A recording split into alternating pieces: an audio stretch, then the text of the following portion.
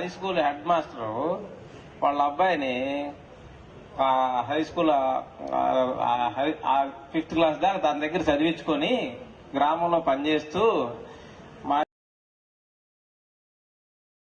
ఇక్కడే చదువుకుంటే వేళల్లో కలిసిపోతారా నువ్వు అని చెప్పి ఆయన దూరంగా బాగా సిటీకి తీసుకెళ్లి అక్కడ ఒక కార్పొరేట్ స్కూల్లో చదివించడానికి తీసుకెళ్తాడు.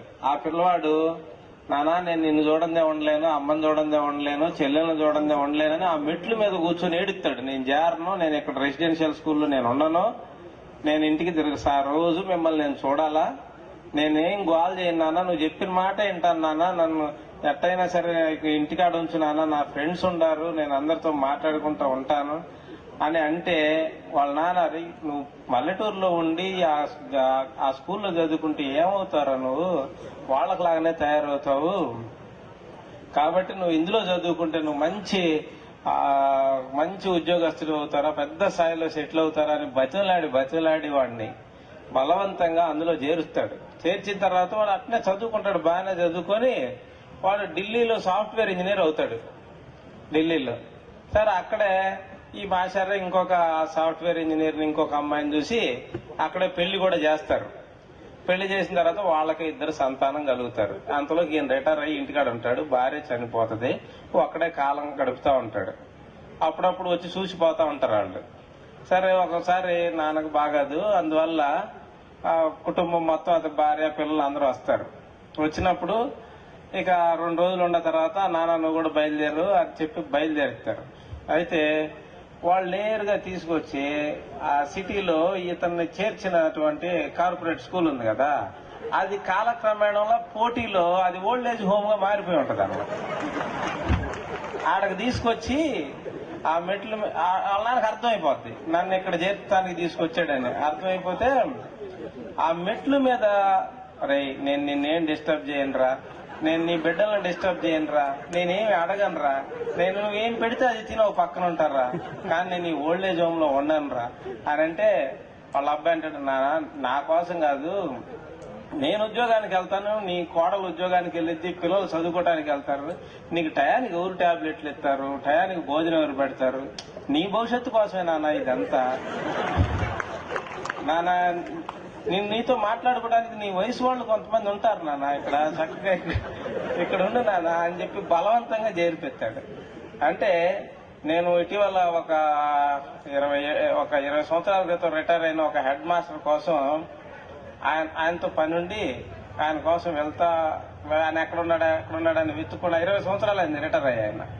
వెళ్తే అతను ఆడ ఓల్డ్ ఏజ్ హోమ్ లో ఉన్నాడు. ఆయన ఒక ఓల్డ్ ఏజ్ హోమ్ లో ఉన్నాడు, ఒక మంచి హెడ్ మాస్టర్, చాలా మంచి పేరు ప్రఖ్యాతులు ఉండే ఆయన.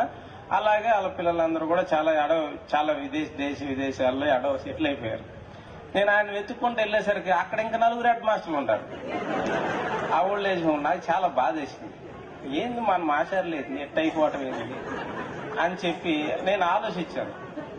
అక్కడ వాళ్ళ పిల్లలందరూ కూడా బాగా సెటిల్ అయిన వాళ్లే. అయితే చాలా మంది తల్లిదండ్రులు గమనించిన విషయం ఏంటంటే పిల్లల తర్వాత పట్టించుకోకపోతే మా పిల్లలు మమ్మల్ని పట్టించుకోవట్లేదు, మా పిల్లలను బాగా పెంచాము, బాగా తీర్చిదిద్దాము, వాళ్ళకి అవసరమైనంత ఖర్చు పెట్టాము, వాళ్ళకి కావలసిన ల్యాప్టాప్లు, బైకులు, వాళ్ళకి సెల్ ఫోన్లు అన్ని ఇచ్చి లక్షలాది ఫీజులు చేస్తే వాడి చివరికి మనతో మాట్లాడటానికి కూడా వాడికి కష్టమైపోతుంది అని చాలా మంది తల్లిదండ్రులు బాధపడతారు. కానీ గమనించాల్సిన విషయం ఏంటంటే ఎప్పుడూ బిడ్డలు తప్పు కాదు, తల్లిదండ్రులే వాళ్ళు పెంచేటప్పుడే వాళ్ళు లోటు చేస్తారు. ఎలా చేస్తారంటే పిల్లలతో తల్లిదండ్రులు పెద్దగా మాట్లాడరు, ఊరికే ఇన్స్ట్రక్షన్స్ అన్నా ఇస్తారు, క్వశ్చన్లు అన్నా వేస్తారు. 2 ఉంటాయి, హోంవర్క్ చేసావా క్వశ్చన్, అలాగే హోంవర్క్ చేసుకో ఇన్స్ట్రక్షన్, అట్లాంటి క్వశ్చన్లు అన్నా వేస్తారు, ఇన్స్ట్రక్షన్స్ అయినా వేస్తారు. కానీ ఒక 7-8 సంవత్సరాల పిల్లవాడు వాడు స్కూల్కి వెళ్ళొచ్చి ఏదో స్కూల్లో జరిగిన 4-5 విషయాలు చూద్దామని మన దగ్గరికి వస్తాడు.